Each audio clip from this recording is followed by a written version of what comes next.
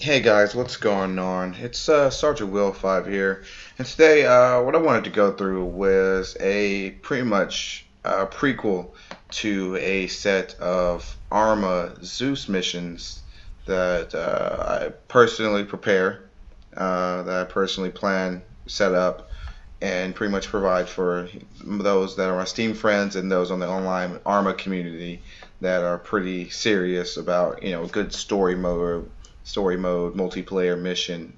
So that being said, let's just go ahead and jump on into it. So as of current, I'm using the new Malden 2035 map simply because it's a brand new map to ArmA. I believe it has a lot of potential as far as Zeus videos go, since it's still new to ArmA itself, even though it is a map from the ArmA 1 series, but it's been revitalized by the developers and remade into I want to say a multi-terrain, can't speak, multi-terrain type of engagements.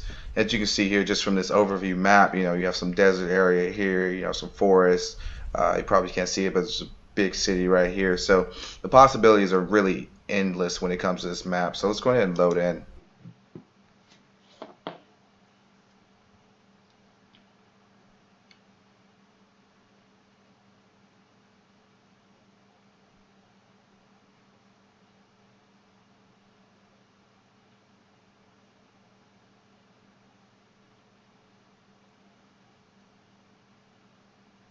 Okay, now that we've loaded in to editor, I'm going to go ahead and load one of my save files just to give you guys a little bit more in detail on what I had planned. So you can see the timestamp 3 in the morning. This is something I've been working on for the past few days that I'm really excited about, and knowing the type of gamers that I've come across in the Steam community, I know they'll probably enjoy this extremely as much as I did setting it up for them. So let's just going to give it a little bit minute to load. It's a lot of stuff, a lot of moving parts in this. So there we go. So overall, the basic concept of the mission is retaking back Malden. It's a giant fight between the NATO and CSAT forces. That's pretty basic ArmA. Over here at this military base, I've set up a pretty heavily fortified and a well-equipped FOB for players to use once they load in. And let me just walk you through what we have here. So starting off, since it is an Air Force base or airport such as this, I put in some turrets on both ends of the base to defend from enemy jets, enemy helicopters that might want to survey the area, try to get intel on what's possibly going on. Getting over into the well-equipped portion of the base, I made sure to include a good amount of planes, air support, jets, a few drones here that are going to be completely open to the player. Everything on this base is going to be completely open to the players and allow them to go about the mission how they see fit. And I put a lot of detail into this. You have a few bikes over here, quad bikes, in case the players want to head to different areas that I'm still setting up. I have plans for this area over here. It just have a lot's being put into it, so I've not yet got into it. A few black fishes as well, one for transport, one for vehicles, and one for fire support, depending on what the type of player the individual is and how they want to go about the mission. As far as the stacks goes, I have a group of troops lined up here with this officer set on a pacing route to walk back and forth to give the impression that he's inspecting his troops before a major assault. I've also included a few sandstorms as well. Few scorchers, M4 scorchers for artillery support, depending on how, once again, the player sets it up and how they want to execute. Here, we have some transport trucks. I apologize for the mouse. And then once again, we have some more aircraft in this general vicinity. A few jets, a few Hornets here, a couple Hummingbirds as well, a Pawnee. So what I'm trying to do is give the player multiple options on how they want to engage scenario. So if they want to grab a tank, go in heavy, then they can. If they want to use artillery to lighten it up before they go in, that's available to them as well. And the thing I wanted to make sure was I wanted to make this as immersive as possible. And speaking on that, take you over to this town right here. Now, pay no attention to all these. These are, once again, the aesthetics I was talking about. I pretty much make this town into the first battle zone. It was a battle that was first fought when the NATO forces landed and secured the airbase and got set up. Just to give you an example of what I mean, let me show you all the effects that I have put in place. This will give you a better idea of what's going on.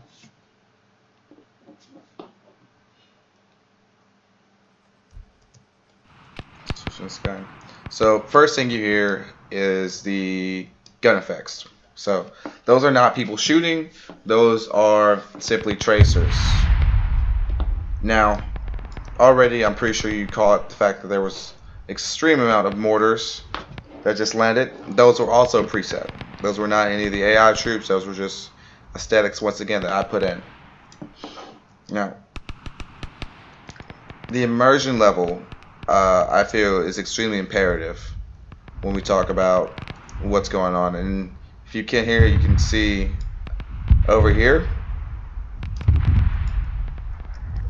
That is an enemy mortar team right here,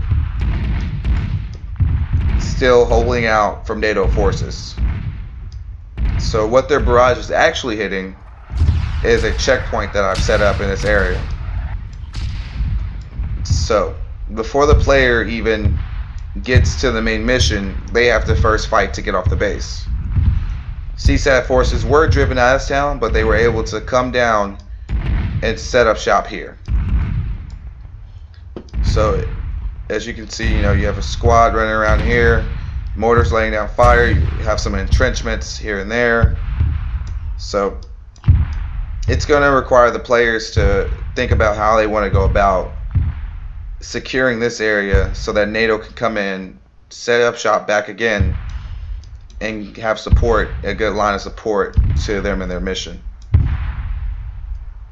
Now going back into the town, the smoke, the gunfire, everything was put in by hand. So every module on Eden I personally put in. Even the little small things like the dead bodies here and there, that was me placing down troops and dropping the health bar 0. Civilians, dead civilians, always paint a pretty picture as far as what's going on. That hey, a war was fighting. So when they're driving through, they see, hey, we have, a battle was fought here. Ruined buildings, the whole nine. Because like I said, I feel immersion is extremely important when we come talking about, ArmA in a story mode Zeus mission in ArmA. Now, once they push through, their next objective is going to be securing this town. CSAT has set up this town as well. As you can see, there's multiple CSAT troops running back and forth, patrolling, pretty much securing the whole area. They barricade themselves in. Not this area. I'm still working. Like I said, this is a work in progress. I'm still trying to see, what works, what I feel like flows without, hurting the frame rate too much. But yeah, like I said, I want to give you guys a more in-depth view of what's going on, how things are coming along. I want to say extremely well.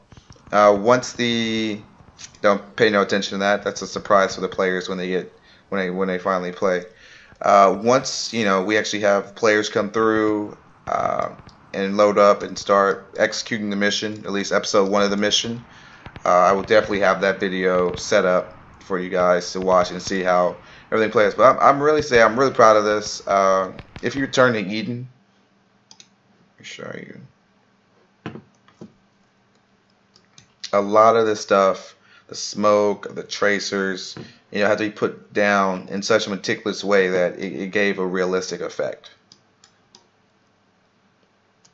You see, we got guys here and their team here. So, and we even have spotters here. I forgot to mention that as well. So we have a spotter team here that's radioing the mortars, so they have to deal with this spotter team in order to continue pushing over and take out the mortar team.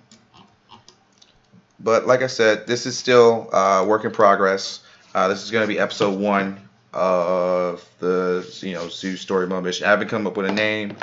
I think it's something cool like broadsword or flaming sword, something that involves a sword. I don't know why. Just do not judge me.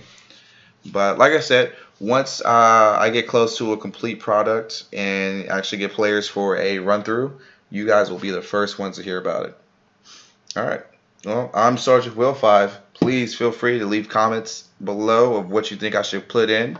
I really love to hear you guys' feedback. Stay easy.